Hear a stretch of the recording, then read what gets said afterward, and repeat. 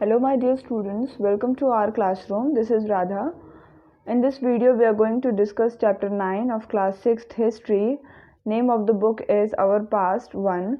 Chapter 9 Vital Villages, Thriving Towns. यानी वो समय था जहाँ पर विलेजेस में बहुत सारी प्रॉस्पेरिटी थी, हर एक चीज़ विलेजेस में अवेलेबल थी, बट इसका ठीक ऑपोजिट टाउन्स में था. Prabhakar at the blacksmith shop. Prabhakar sat watching the smiths at the local shop. There was a small bench on which the iron tools like axes and sickles were laid out, ready for sale. A bright fire was burning, and two men were heating and beating metal rods into shape. It was very hot and noisy, and yet it was fascinating to watch what was happening. Prabhakar एक blacksmith की दुकान पे गया था. ब्लैकस्मिथ्स वो होते हैं जो आयरन में से कुछ भी चीज़ें बनाते हैं. प्रभाकर वहाँ देख रहा था किसी लोकल शॉप पे स्मिथ्स को काम करते हुए. एक छोटी सी बेंच थी जिस पे आयरन टूल्स रखे हुए थे, जैसे कि एक्स और सिकल्स, ये सब, और ये बेचने के लिए रखे गए थे. वहाँ पर आग जल रही थी और दो आदमी ऐसे थे जो आयरन को, मेटल रॉड्स जो थी उसको गर्म कर रहे थे और मार रहे थे, बीट कर रहे थे ताकि वो शेप में आए. वहाँ बहुत ज़्यादा गर्मी थी और बहुत ज़्यादा शोर भी था, बट फिर भी प्रभाकर को वो देखना अच्छा लगा क्योंकि वो देख रहा था कि हो क्या रहा है, कैसे वो बन रहा है. Iron tools and agriculture. We often take the use of iron for granted today. Things made of iron and steel are a part of our daily lives. The use of iron began in the subcontinent around 3000 years ago. Some of the large collections of iron tools and weapons were found in the megalithic burials about which you read in chapter 5. अच्छा, आज हम कई बार ऐसा होता है कि iron के use को फॉर ग्रांटेड ले लेते हैं. बहुत सारी ऐसी चीज़ें हैं जो आयरन और स्टील की बनी हैं और वो हमारी डेली लाइफ्स का एक हिस्सा हैं. जो आयरन का यूज़ था वो आज से तकरीबन 3000 साल पहले हमारे यहाँ शुरू हुआ था. जो सबसे ज़्यादा कलेक्शंस हमें आयरन टूल्स और वेपल्स के मिलते हैं वो मिलते हैं कब? मेगालिथिक ब्यूरियल्स में. ठीक है, और ये हमने पढ़ा है चैप्टर 5 में. मेगालिथिक था, नियोलिथिक था, पेलियोलिथिक था, ये सब हमने पढ़ा है चैप्टर 5 में.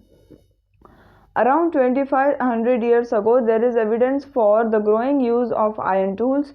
These included axes for clearing forests and the iron plowshare. As we had seen in chapter 6, the plowshare was useful for increasing agricultural production. आज से तकरीबन 2500 साल पहले ये भी हमें एविडेंस मिला कि, मतलब ये हमें एविडेंस सब मिला कि 2500 साल पहले आयरन टूल्स का यूज़ जो है वो धीरे धीरे बढ़ रहा था. जैसे कि एक्सिस का इस्तेमाल होने लगा जंगलों को साफ़ करने के लिए, और आयरन प्लवशेयर का भी इस्तेमाल होने लगा. आयरन प्लवशेयर का हमने एक एग्जाम्पल चैप्टर 6 में देखा था जो काम आता था एग्रीकल्चरल प्रोडक्शन को बढ़ाने के लिए. Moving on, other steps to increase production. Irrigation. अच्छा, आपको अगर अपना एग्रीकल्चरल प्रोडक्शन बढ़ाना है तो कुछ ऐसे आपको स्टेप्स लेने भी पड़ेंगे.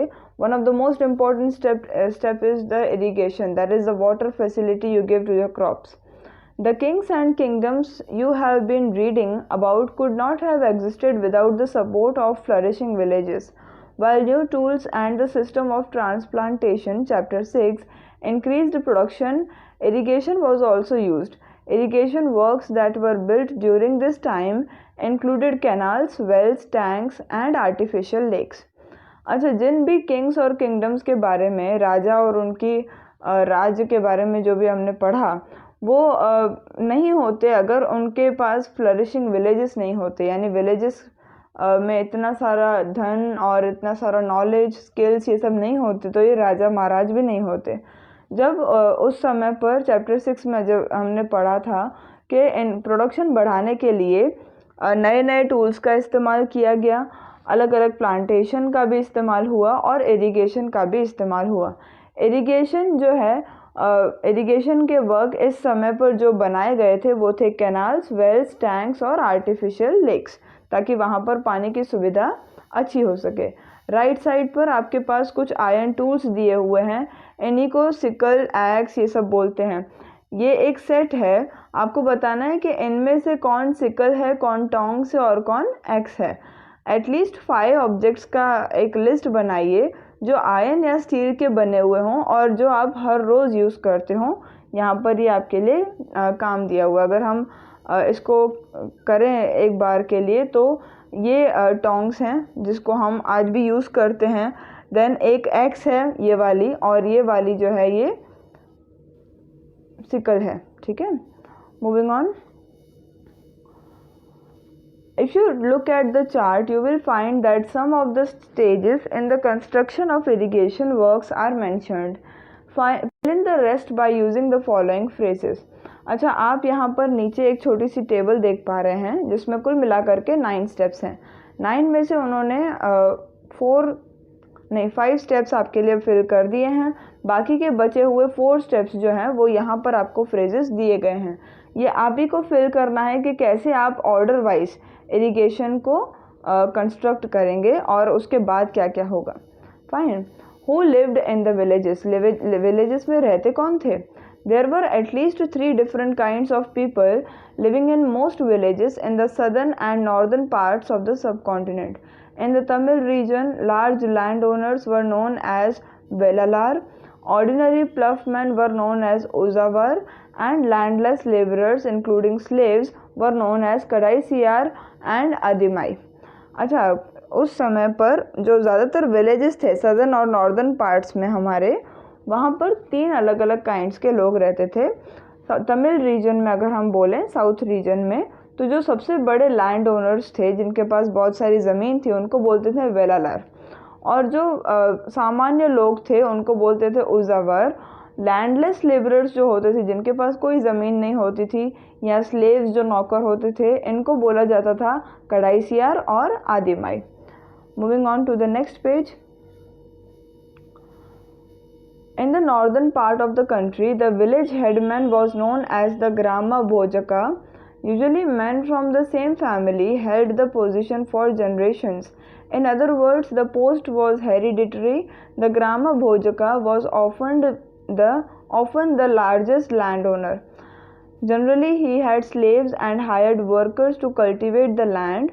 Besides, as he was powerful, the king often used him to collect taxes from the village. He also functioned as a judge and sometimes as a policeman. अच्छा, जो हमारे कंट्री का जो नॉर्दर्न पार्ट था उसमें जो विलेज का headman था उसका नाम था ग्राम भोजका। ठीक है, जो मैन थे सेम फैमिली से, उन्हीं को ये पोजीशन जनरेशन से मिलती आ रही थी। फॉर एग्जांपल, अगर आपके पापा अभी ग्राम भोजका हैं और आप उनके बेटे हैं तो आप अगले ग्राम भोजक बन जाएंगे, फिर आपका बेटा नेक्स्ट ग्राम भोजक बनेगा। Like this generation to generation same family के मेन जो हैं ग्राम भोजक बनते थे, नॉट वुमेन। अच्छा, दूसरे वर्ड्स में अगर हम बोलें तो ये पोस्ट हेरिडिटरी थी, वंशज के ऊपर थी। अगर आपके पिताजी हैं तो आप भी रहेंगे बेटे, और उसके बाद आपका बेटा रहेगा, and so on it will go on. जो ग्राम भोजक था वो सबसे ज़्यादा लार्जेस्ट लैंड ओनर होता था, यानी उसके पास सबसे ज़्यादा ज़मीन होती थी। जनरली उसके पास काम करने के लिए स्लेव्स और वर्कर्स होते थे जो उस लैंड में काम करते थे और कुछ भी उगाते थे, कल्टीवेट करते थे। और क्योंकि वो पावरफुल था तो कई बार किंग जो है उसको टैक्सेस कलेक्ट करने के लिए भेज देता था विलेज में, और कभी कभी वो एज अ जज भी एक्ट करता था और कभी कभी एज अ पुलिसमैन भी एक्ट करता था। Apart from the Gram Bhojak, there were other independent farmers known as Grihapatis, most of whom were smaller landowners, and then there were men and women such as the Das Karmakara who did not own land and had to earn a living working on the fields owned by others. In most villages, there were also some craftspersons such as the blacksmith, potter, carpenter and weaver. अच्छा, ग्राम भोजक के सिवाय और भी independent farmers थे जिनके पास अपनी खुद की ज़मीन थी, इनको बोलते थे गृहपतिस। ये आपको लर्न करना है, इनमें से क्वेश्चंस बनते हैं। अच्छा, इनमें से सबसे ज़्यादा तो होते थे जो स्मॉल लैंड ओनर्स होते थे जिनके पास कम ज़मीन होती थी लेकिन अपनी होती थी। और फिर थर्ड नंबर कैटेगरी पे आते थे वो लोग, मैन और वुमेन, जिनके पास अपनी लैंड नहीं होती थी। इनको बोला जाता था दास कर्माकर, और इनको अपना जीवन चलाने के लिए दूसरों की ज़मीन पे काम करना पड़ता था, उनकी फील्ड पे जो भी काम उनको मिलता था वो करते थे। इसके सिवा काफ़ी ज़्यादा विलेजेस में क्राफ्ट्स पर्सन्स भी थे, जैसे कि ब्लैकस्मिथ, पॉटर, कारपेंटर और weaver. Moving on, the earliest Tamil compositions. Some of the earliest works in Tamil known as Sangam literature were composed around 2300 years ago. These texts were called Sangam because they were supposed to have been composed and compiled in assemblies known as Sangams of poets that were held in the city of Madurai. See map 7, page 113. The Tamil terms mentioned above are found in Sangam literature. जो अभी हमने सारे तमिल के words पढ़े, ग्राम भोजक और ये सारे, ये सब कहाँ से आए हैं? संगम लिटरेचर से आए हैं. ये संगम लिटरेचर तमिल का सबसे अर्लीस्ट वर्क्स में से एक माना जाता है और ये आज से तकरीबन 2300 ईयर्स अगो बनाया गया था. इन टेक्स्ट को संगम इसीलिए कहते हैं क्योंकि ये जब बनाए गए थे तो ये असेंबलीज में बनाए गए थे. असेंबलीज को बोलते हैं हम संगम. असेंबली हम आज भी स्कूल्स में करते हैं जहाँ पर सारे बच्चे इकट्ठे होकर के प्रेयर करते हैं. तो यहाँ पर असेंबलीज हुई थी जहाँ पर पोएट्स की असेंबली थी और यहाँ पर सभी पोएट्स मिल करके इन्होंने ये संगम लिटरेचर को कंपोज किया था. और ये असेंबलीज कहाँ हुई थी? मदुराई में. मदुराई एक जगह है जो आपको पेज 113 पे मैप 7 है, उसमें देखना है. जो भी तमिल टर्म्स आपने यहाँ देखे वो संगम लिटरेचर से ही हमको मिले हैं. Finding out about cities, stories, travellers and sculpture and archaeology. अब हमें ये ढूंढना है कि सिटीज़ में क्या था, उनके अंदर कौन सी स्टोरीज थी, ट्रैवलर्स, और उनके अंदर का स्कल्पचर और archaeology. You may have heard about the Jatakas. These were stories that were probably composed by ordinary people and then written down and preserved by Buddhist monks. Here is a part of a Jatak story which tells us how a poor man gradually became rich. अच्छा, आपने कभी सुना होगा जटकस के बारे में. ये वो स्टोरीज़ हैं जटकस जो सामान्य लोगों ने बनाई और फिर इनको लिखा और संभाल के किसने रखा? बुद्धिस्ट मॉन्क्स ने. एक जटक स्टोरी का पार्ट नेक्स्ट पेज पे दिया हुआ है जिसमें हमें ये पता चलता है कि कैसे एक पुअर मैन धीरे धीरे करके रिच बन गया. Let's see that story. The clever poor man. Once upon a time there was a clever poor young man who lived in a city. His only resource was a dead rat. He started off by selling it for a coin to a hotel for their cat. एक समय की बात है, एक clever poor young man था. वो एक city में रहते थे. उनके पास एक ही रिसोर्स था पैसे कमाने के लिए, वो था एक मरा हुआ चूहा. उन्होंने शुरुआत की कि वो उस चूहे को एक ही सिक्के से एक होटल में बेचेंगे और वो चूहा खाएगा कौन? उनकी बिल खाएगी. Then one day there was a storm. The king's garden was littered with branches and leaves, and the gardener was at loss as to how to clear the mess. The young man offered to clean the garden if he could keep the wood and leaves. The gardener agreed at once. अच्छा, इसके बाद एक दिन बहुत भयानक आंधी तूफान आया. जो किंग का गार्डन था वो पूरा बिखर गया ब्रांचेस और लीव्स से, और गार्डनर जो है वो इस सोच में डूबा जा रहा था कि मैं इतना बड़ा ये जो बखेड़ा क्रिएट हुआ इसको मैं कैसे साफ़ करूँगा. तो जो यंग मैन था, क्लेवर पुअर यंग मैन जो था, उन्होंने उनको गार्डन क्लीन करने का ऑफ़र दिया, लेकिन बदले में उन्होंने बोला कि ये जो वुड और लीव्स जिनको आप मेस समझ रहे हो ये मैं अपने पास रखूँगा, और गार्डनर ने अग्री कर लिया. The young man rounded up all the children who were playing with an offer of sweets for every stick and leaf that they could collect. In no time, every scrap had been neatly piled near the entrance. Just then, the king's potter was on the lookout for fuel with which to bake his pots. So he took the whole lot and paid the young man for it. अच्छा, young man ने वहाँ पर जितने भी बच्चे खेल रहे थे उनको बुलाया, सबको इकट्ठा किया और उनको ऑफ़र किया कि आप जितनी भी स्टिक और लीव्स कलेक्ट कर सकते हो करो, उसके बदले में मैं आपको स्वीट्स दूंगा. बिल्कुल कम समय लगा, चुटकी भर में वो सारा जितना भी बिखरा हुआ पड़ा था पेड़ और जो भी पत्ते थे वो सब नीटली आकर के जमा हो गए एंट्रेंस के पास, और बच्चों ने उन्होंने कर दिया. उसके बाद जो किंग का पॉटर था उसको चाहिए था फ्यूल, ताकि वो अपने पॉट्स को बेक कर सके। बेक करने के लिए कुछ जलाना वहाँ ज़रूरी था और उन्होंने वो पूरा का पूरा लॉट ले लिया और यंग मैन को उसके लिए पैसे दे दिए। Our young man now thought of another plan. He carried a jar full of water to the city gate and offered water to 500 grass cutters. They were pleased and said, "You have done us a good turn. Tell us what can we do for you." अच्छा, young man ने अब दूसरा plan सोचा। वो एक पूरा jar पानी का भर के सिटी गेट पे गए और 500 ग्रास कटर्स को, वहाँ पर कुछ 500 लोग थे जो ग्रास को काट रहे थे, उनको उन्होंने वो पानी पिलाया। वो सारे लोग खुश हो गए और उन्होंने बोला कि आपने हमारे लिए बड़ा अच्छा काम किया है, बताइए हम आपके लिए क्या करें। तो ही replied, I let you know when I need your help. तो उन्होंने बोला कि जब मुझे आपकी हेल्प की ज़रूरत पड़ेगी तब मैं आपको रिप्लाई दूंगा इस बात का, या मैं आपसे कुछ मांगूंगा। He then made friends with a trader. One day the trader told him, tomorrow a horse dealer is coming to town with 500 horses. Hearing this, our young man went back to the grass cutters. He said, "Please give me a bundle of grass each and don't sell your grass till mine is sold." They agreed and gave him 500 bundles of grass. अच्छा, फिर उसने एक trader के साथ दोस्ती की। ठीक है, एक दिन ट्रेडर ने उसको बोला कि कल एक हॉर्स डीलर आ रहा है 500 घोड़े लेकर के। ये सुनने के बाद वो यंग मैन जो था वो उन्हीं ग्रास कटर्स के पास वापस गया और उन्होंने बोला कि आप सब एक एक बंडल ग्रास का मुझे दीजिए और तब तक आप लोग अपनी ग्रास नहीं बेचेंगे जब तक मेरी नहीं बिक जाती।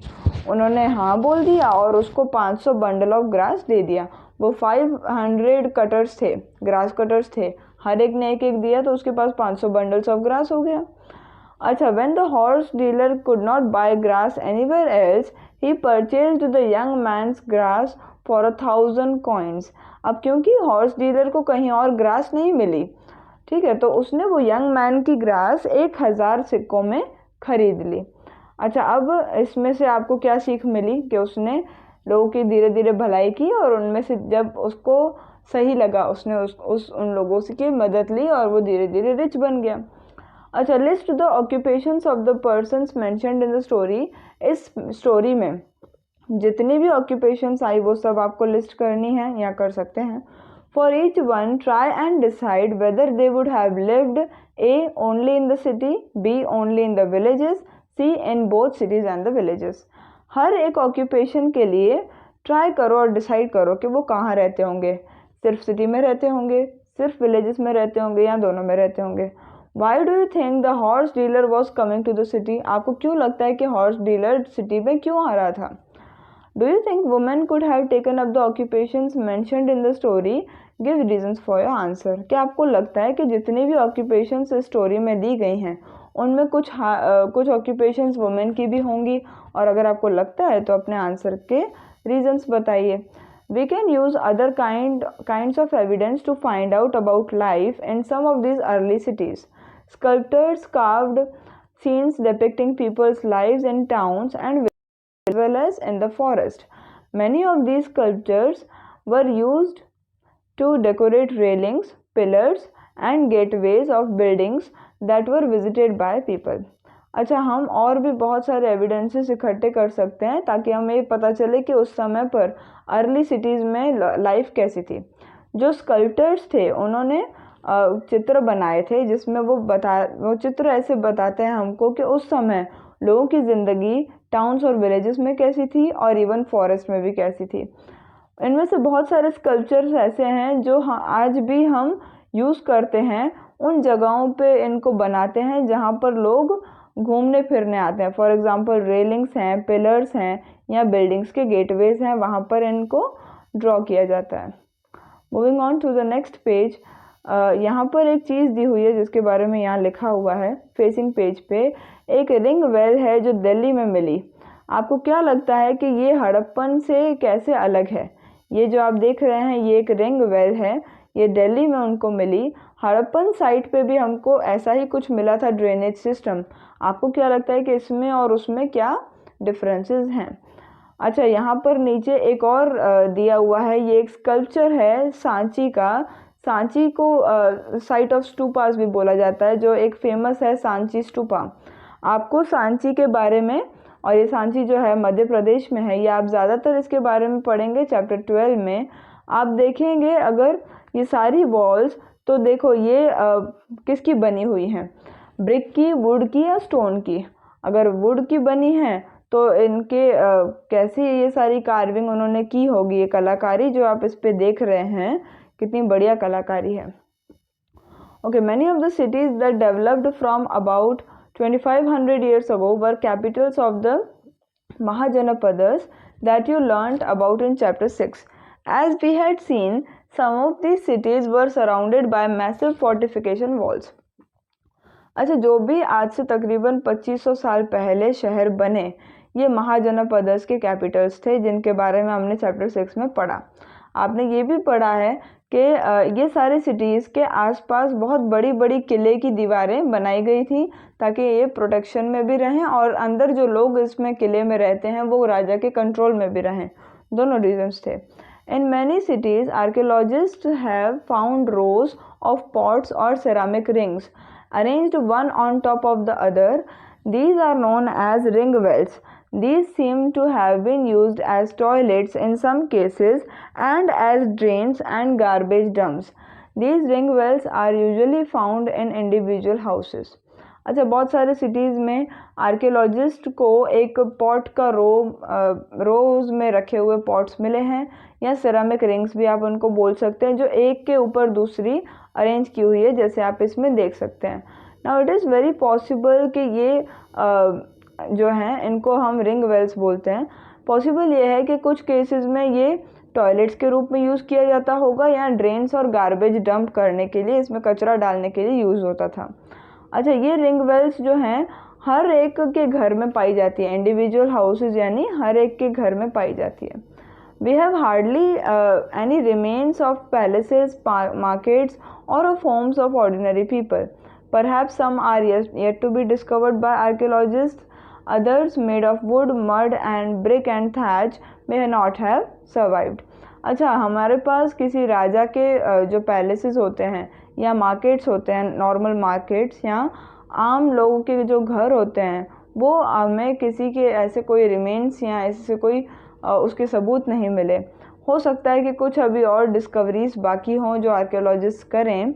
बाकी कुछ ऐसे भी घर होंगे जो वुड या मड ब्रिक से या थैच, जो सूखी घास होती है, उससे बने हुए हों और जो सरवाइव ना कर पाए हों इतने समय के लिए। Another way of finding out about early cities is from the accounts of sailors and travelers who visited them. One of the most detailed accounts that has been found was by an unknown Greek sailor. He described the ports he visited.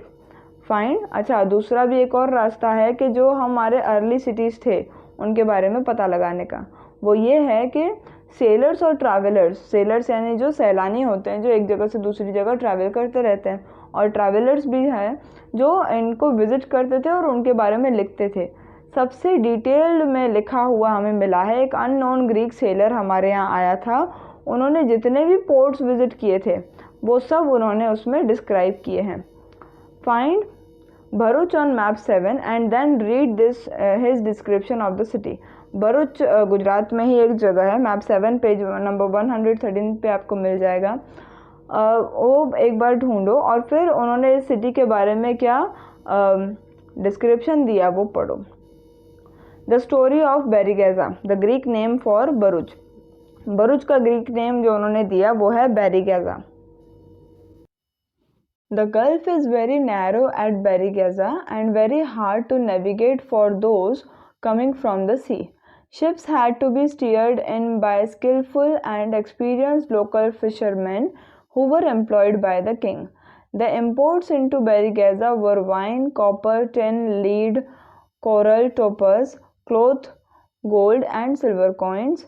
Exports from the town included plants from the Himalayas, ivory, agate, carnelian, cotton, silk and perfumes. Special gifts were brought by merchants for the kings. These included vessels of silver, singing boys, beautiful women, fine wines and fine clothes. अच्छा, इन्होंने बताया कि बेरीगेजा का जो gulf है वो बहुत ज़्यादा छोटा है, मतलब पतला सा है, नैरो है, ठीक है। और ये उनके लिए बहुत हार्ड है ढूंढना जो सी से आ रहे हैं। शिप्स जो हैं वो यहाँ पर मतलब शिप्स में से जो माल उतारा जाता था वो कौन उतारते थे? स्किलफुल और एक्सपीरियंस्ड वहाँ के फिशरमैन जो हैं वो, और वो उनको एम्प्लॉय किया था किंग ने। जो बेरिगेजा में इम्पोर्ट्स थे वो ये सारी चीज़ें थी, wine, copper, tin, lead, coral, toppers, clothes, gold और सिल्वर कॉइन्स। एक्सपोर्ट्स जो थे, जो भेजे जाते थे, वो कौन कौन थे? प्लांट्स थे हिमालयाज में से, ivory, agate, carnelian, cotton, silk और परफ्यूम्स, ये सब भेजे जाते थे। इम्पोर्ट यानी आना, एक्सपोर्ट यानी भेजना। बहुत सारी ऐसी स्पेशल गिफ्ट्स थी जो मर्चेंट्स राजा के लिए लाते थे। फॉर एग्जाम्पल सिल्वर के वेसल्स, सिंगिंग बॉयज, गाते हुए boys, beautiful women, fine wines and fine clothes. Make a list of all the things imported and exported from Berigeza. Underline at least 2 things that were not in use during Harappan times. Why do you think merchants brought gifts for the king? अच्छा, इन सभी चीज़ों की list बनाइए जो बेरिगेजा में import हो जाती थी या एक्सपोर्ट की जाती थी। ऐसे कोई भी 2 चीज़ें अंडरलाइन कीजिए जो हड़प्पन टाइम पे यूज़ में नहीं थी, इनमें से ही। और आपको क्यों लगता है कि मर्चेंट्स जो हैं वो राजा के लिए गिफ्ट्स लाते होंगे? कॉइन्स, मूविंग ऑन, कॉइन्स माने सिक्के। अच्छा, you may have noticed how wealth is measured in terms of coins in the story on page 90. Archaeologists have found several thousands of coins belonging to this period. The earliest coins, which were in use for about 500 years, were punch-marked coins, such as one shown below. They have been given this name because the designs were punched onto the metal, silver और copper. अच्छा, अभी जो हमने story पढ़ी page number 90 पे, जो अभी हमने स्टोरी देखी, उसमें हमने देखा कि वेल्थ को यानी पैसों को उस समय पर कॉइन्स के अंदर जो है मेजर किया जाता था। आर्कियोलॉजिस्ट को ये भी मिला है कि उस समय पर कौन से कॉइन्स चलते थे। हज़ारों कॉइन्स मिले हैं। जो अर्लीस्ट कॉइन्स उनको मिले हैं वो अराउंड 500 ईयर्स पहले यूज़ में थे, और ये क्या थे? पंच मार्क्ड कॉइन्स थे, जैसे कि नीचे एक दिखाया गया है। ये इनको ऐसा नाम इसीलिए दिया गया है क्योंकि किसी मेटल पे, सिल्वर या कॉपर पे, ये डिज़ाइंस जो हैं पंच्ड की जाती थी, लगाई जाती थी। Fine, moving on to the next page.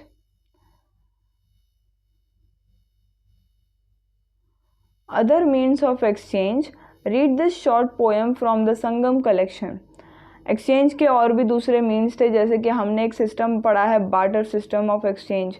उसमें भी हम सारी की सारी चीज़ें, अपनी एक चीज़ दें और दूसरी चीज़ लें, बट उसमें एक था कि आप जो चीज़ दे रहे हैं उसकी ज़रूरत सामने वाले को होनी चाहिए, और सामने वाला जो चीज़ आपको दे रहा है उसकी ज़रूरत आपको होनी चाहिए। Read this short poem from the Sangam collection.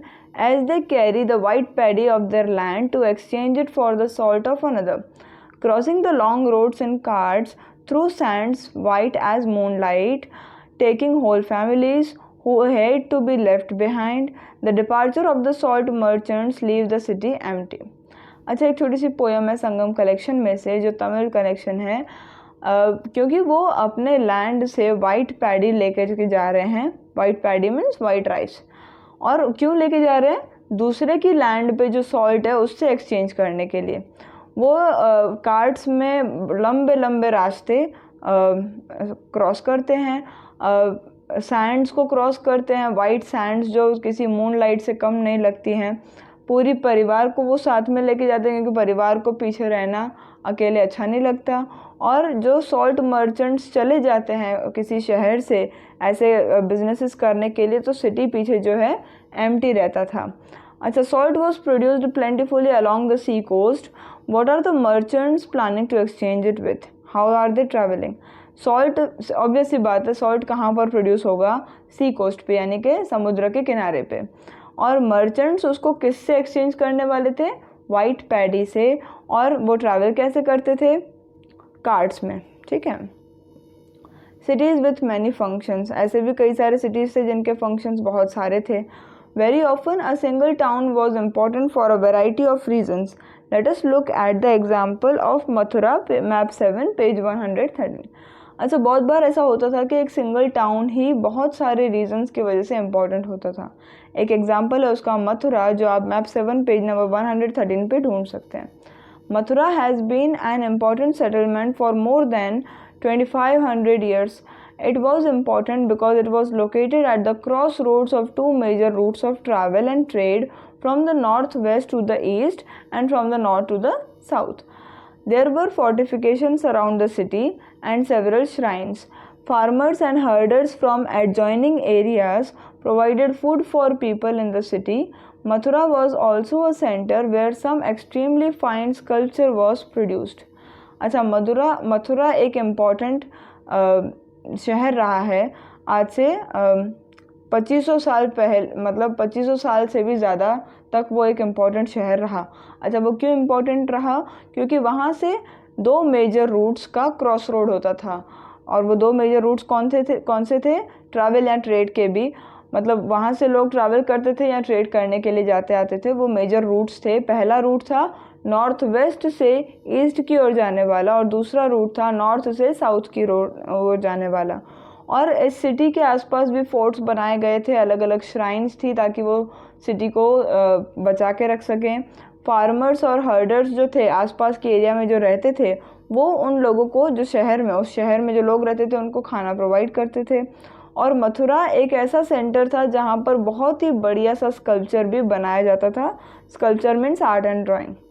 Around 2000 years ago, Mathura became the second capital of the Kushanas, about whom you will be reading in chapter 10. Mathura was also a religious center. There were Buddhist monasteries, Jain shrines, and it was an important center for the worship of Krishna. अच्छा, आज से तकरीबन 2000 साल पहले मथुरा जो है कुशानास का second capital बना। कुशानास भी एक राजा थे, राजवंश था। इसके बारे में हम चैप्टर 10 में पढ़ेंगे। मथुरा एक रिलीजियस सेंटर भी था। रिलीजियस यानी लोगों की श्रद्धा भी उस जगह में थी। क्यों थी? क्योंकि यहाँ पर बुद्धिस्ट की मोनास्ट्रीज थी, जैन की श्राइन्स थी, और बहुत ही इम्पोर्टेंट सेंटर था ये कृष्ण की वर्शिप के लिए। Several inscriptions on surfaces such as stone slabs and statues have been found in Mathura. बहुत सारे जो inscriptions हैं stones पे या statues पे, ये मथुरा में पाए जाते हैं। Generally, these are short inscriptions recording gifts made by men and sometimes women to monasteries and shrines. These were made by kings and queens, officers, merchants, and craftspersons who lived in the city. For instance, inscriptions from Mathura mention goldsmiths, blacksmiths, weavers, basket makers, garland makers, and perfumers. ये जो inscriptions थी वो generally छोटी सी होती थी, और इनमें क्या रिकॉर्ड होता था कि मैन ने या वुमेन ने, कभी कभी वुमेन का भी जिक्र है, कि उन्होंने क्या गिफ्ट्स बनाई और क्या दी मोनास्ट्रीज को और श्राइन्स को। ये बनाता कौन था? किंग्स और क्वींस बनाते थे, या ऑफिसर्स, मर्चेंट्स और क्राफ्ट्स पर्सन जो शहर में रहते थे वो सभी गिफ्ट्स बनाते थे। फॉर एग्जाम्पल, एक मथुरा में से एक इंस्क्रिप्शन है जो goldsmith, blacksmith, weaver और बास्केट मेकर और गार्लैंड मेकर और परफ्यूमर्स का जिक्र करता है। अच्छा, एक लिस्ट बनाइए उन लोगों की या उन ऑक्यूपेशंस की जो मथुरा में रहते थे, मतलब जो लोग मथुरा में रहते थे उनके ऑक्यूपेशंस की एक लिस्ट बनाइए। एक ऐसी ऑक्यूपेशन बताइए जो हड़प्पन सिटीज़ में प्रैक्टिस नहीं होती थी। ठीक है, नहीं होती थी। Crafts and crafts persons. We also have archaeological evidence for the crafts. These includes extremely fine pottery known as the northern black polished ware. It gets its name from the fact that it is generally found in the northern part of the subcontinent. It is usually black in color and has a fine sheen. अच्छा, हमें ऐसे भी archaeological evidences मिले हैं crafts के। इनमें fine pottery आती है जिसको हम नॉर्दर्न ब्लैक पॉलिश्ड वेयर, इसके बारे में हमने पहले भी पढ़ा है, और ये हम इसका ये नाम दिया गया है। अब ये क्यों है? क्योंकि ये नॉर्दर्न पार्ट में मिलती है, ये ब्लैक कलर की होती है और पॉलिश्ड होती है, तो इसके ऊपर बहुत ही बढ़िया चमक आती है। फाइन शीन मतलब बहुत ही बढ़िया इस पर चमक भी आ जाती है। जैसे हम शूज़ पॉलिश करते हैं तो वो चमकते हैं। ठीक है। Remember that the archaeological evidence for many crafts may not have survived. We know from texts that manufacture of clothes was important. There were famous centers such as Varanasi in the north and Madurai in the south. Both men and women worked in these centers. अच्छा, ये भी हमें याद रखना है कि बहुत सारे ऐसे क्राफ्ट के एविडेंसेस आर्कियोलॉजिस्ट को मिले, लेकिन वो बचे नहीं हैं अभी तक। हमें टेक्स्ट से यानी लिखावट, मतलब कहीं पर ऐसा लिखा हुआ है कि उस समय पर क्लॉथ भी मैन्युफैक्चर होता था और ये इम्पॉर्टेंट भी था।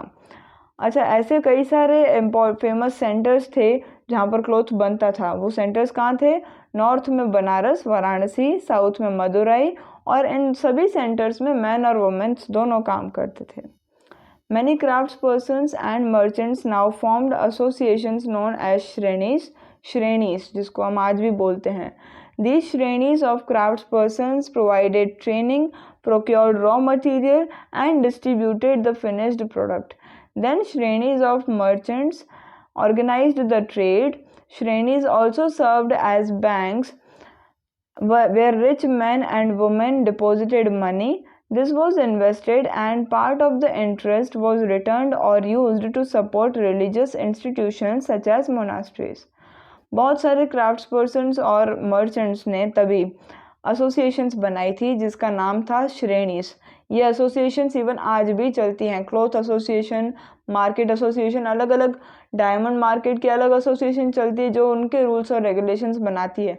ऑटो रिक्शा वालों की भी एसोसिएशन होती है। तो ये तब भी बनी थी, लेकिन तब उसका नाम रखा गया था श्रेणीज। अच्छा, ये श्रेणीज जो थी, क्राफ्ट्स पर्सन की जो श्रेणी थी, वो ट्रेनिंग देती थी और रॉ मटेरियल देती थी और फिनिश्ड प्रोडक्ट डिस्ट्रीब्यूट करती थी। ठीक है, क्राफ्ट पर्सन वाली जो श्रेणी थी वो ये तीनों काम करती थी। फिर उसके बाद जो मर्चेंट की श्रेणी थी वो ट्रेड ऑर्गेनाइज करती थी। एक ऐसी भी श्रेणी थी जो बैंक के तरीके से काम आती थी, जहाँ पर रिच मैन और वुमेन अपनी मनी जमा कर सकते थे। ये इन्वेस्ट करते थे और उसमें से उनको वापस मिलता था इंटरेस्ट का कुछ पार्ट, और फिर वो इनमें से कुछ ऐसे पैसे भी थे जो इन रिलीजियस इंस्टीट्यूशन जैसे कि मोनास्ट्री को सपोर्ट करने के लिए दान कर देते थे। ठीक है, मूविंग ऑन। एक यहाँ पर स्टोरी है छोटी सी, rules for spinning and weaving. इसके बारे में यहाँ पर दिया हुआ है। स्पाइनिंग एंड वीविंग क्या है? ये क्लास 6 के साइंस में भी है कि ये दो अलग अलग मेथड्स हैं कपड़ा बनाने के। ठीक है, These rules are from the Arthashastra mentioned in chapter 8. They describe how spinning and weaving could be done in workshops under the supervision of a special official. अच्छा, ये कुछ रूल्स दिए हुए हैं, ये अर्थशास्त्र में से लिए गए हैं। अर्थशास्त्र के बारे में चैप्टर 8 में हमने बात की थी। ये बताते हैं कि कैसे हम स्पिनिंग और वीविंग कर सकते हैं, कहाँ पे? वर्कशॉप्स में। और ये हम अकेले नहीं कर सकते, हमें इनके लिए चाहिए जो हमें गाइड करें, सुपरवाइज करें। ठीक है, widows, young man who are differently abled, nuns, mothers of courtesans, retired women servants of the king, women who have retired from service in temples may be used for processing wool, bark, cotton, hemp and flax. All these are the kinds of clothes from which, or kinds of fibers we can say, from which kind of clothes are made. Fine. जो widows हैं, जो young women हैं, जो जिनके मान लो differently abled है यानी किसी का पैर नहीं है ना, वैसे हैं। नन्स हैं, जो मॉन्क्स होते हैं वैसे ही नन्स होती हैं। फिर मदर्स, जो कोर्टेशंस हैं, जो राजा के दरबार में हैं, उनकी जो माताएं हैं वो। जो रिटायर्ड वुमेन सर्वेंट्स हैं किंग की, किंग के पास वो काम करती थी, फिर अब रिटायर हो गई हैं। जो वुमेन ऐसी हैं जो टेम्पल्स में सेवा करके रिटायर हो गई हैं, उनको ये सारे काम उनसे करवाए जाते थे। वो वूल, बार्क, कॉटन, हेम्प और फ्लैक्स में से उनको प्रोसेस करके उनमें से क्लॉथ बनाते थे। They should be paid according to the quality and quantity of work. वो जिस प्रकार का काम करेंगे, जितना काम करेंगे, उतना उनको पैसा मिलता था। Women who are not permitted to leave their homes can send maid servants to bring the raw material from the superintendent and take the finished work back to him. कुछ ऐसी भी वुमेन थी जिनको घर से बाहर निकलना अलाउड नहीं था, तो वो अपनी मेड सर्वेंट को वहाँ पर भेजते थे ताकि वो सुपरिटेंडेंट से जाकर के रॉ मटेरियल लेकर के आए। अच्छा, हु इज़ अ सुपरिटेंडेंट? ये वो इंसान है जो पूरी फैक्ट्री को मैनेज करता होगा या मिल को मैनेज करता होगा। ठीक है, और जब कभी भी उनका काम वो जैसे वो मेड वर्कर्स जो हैं, सर्वेंट्स जो हैं, वो सुपरिटेंडेंट से रॉ मटेरियल लेके आती थी। फिर जो वुमेन घर पे बैठी रहती थी वो इनको फिनिश्ड प्रोडक्ट इनमें से बनाती थी, और वो वही वाली जो मेड सर्वेंट्स हैं वो जाकर के सुपरिटेंडेंट को फिनिश्ड प्रोडक्ट वापस करके आती थी। Women who can visit the workshop could go at dawn to give their work and receive their wages. There should be enough light to examine the work. In case the superintendent looks at the woman or talks about anything other than the work, he should be punished. अच्छा, शाम के समय पर जो women workshop में visit कर सकती हैं वो जाती थी और वर्क अपना दे करके बदले में वेजेस यानी कि पैसे लेके आती थी। उतनी लाइट उस समय पर होनी चाहिए जब ताकि वो वर्क जो है वो सामने वाला सुपरिटेंडेंट एग्जामिन यानी देख सके। अगर मान लो सुपरिटेंडेंट वुमेन की तरफ देखता है या काम के सिवा कोई और बात करता है तो उसको पनिशमेंट मिलती थी। If a woman does not complete her work she will have to pay a fine and her thumbs can be cut off. अगर एक औरत जो है वो वुमेन जो है वो काम पूरा नहीं करती तो उसे फाइन भरना पड़ेगा, या तो फिर उसके थम्स जो हैं, अंगूठे, वो काट दिए जाते थे। Make a list of all the women who could be employed by the superintendent. Do you think women could have faced any problems while working? ऐसी वुमेन का लिस्ट बनाइए जो सुपरिटेंडेंट अपने काम पे रखता था, और क्या आपको लगता है कि काम करते समय वुमेन को भी कोई प्रॉब्लम्स फेस आई होगी? सो ऑब्वियसली आती ही है। आप कोई भी काम कर लो उसमें प्रॉब्लम्स तो आएंगी, बट द थिंग इज़ कि उन प्रॉब्लम से भागना नहीं है, instead you need to face them to solve them as well. Acha, now a closer look at Arika Medu. Find Arika Medu in Pondicherry on map 7, page 113, and read the box on Rome on page 96. Between 2200 and 1900 years ago, Arika Medu was the coastal settlement where ships unloaded goods from distant lands. A massive brick structure, which may have been a warehouse, was found at the site. Other finds include pottery from the Mediterranean Sea region, such as amphorae, tall double-handled jars that contained liquids such as wine or oil, and stamped red glazed pottery known as Aretine ware, which was named after a city in Italy. This was made by pressing wet clay into a stamped mold. That there was yet another kind of pottery which was made locally, though Roman designs were used. Roman lamps, glassware and gems also have been found at the site. अच्छा, areca medu एक जगह है पौंडीचेरी में, ये आपको मिलेगा map 7 page number 113 पे, और पेज नंबर 96 पे जो रोम के ऊपर बॉक्स लिखा हुआ है उसको भी पढ़िए। आज से तकरीबन 2200 से 1900 साल पहले अरिका मेदू एक कोस्टल एरिया था जहाँ पर शिप्स जो हैं दूर दूर से आती थी और यहाँ पर उनके गुड्स को अनलोड किया जाता था यानी उतारा जाता था। बहुत ही बड़ा एक ब्रिक स्ट्रक्चर मिला है वहाँ पर, जो हो सकता है कि एक वेयर हाउस हो। वेयर हाउस का मतलब है एक गोडाउन जैसा जहाँ पर सारी चीज़ें अनलोड करके एक व्यवस्थित तरीके से रखी जाती हैं। अच्छा, ये साइट पे मिला है।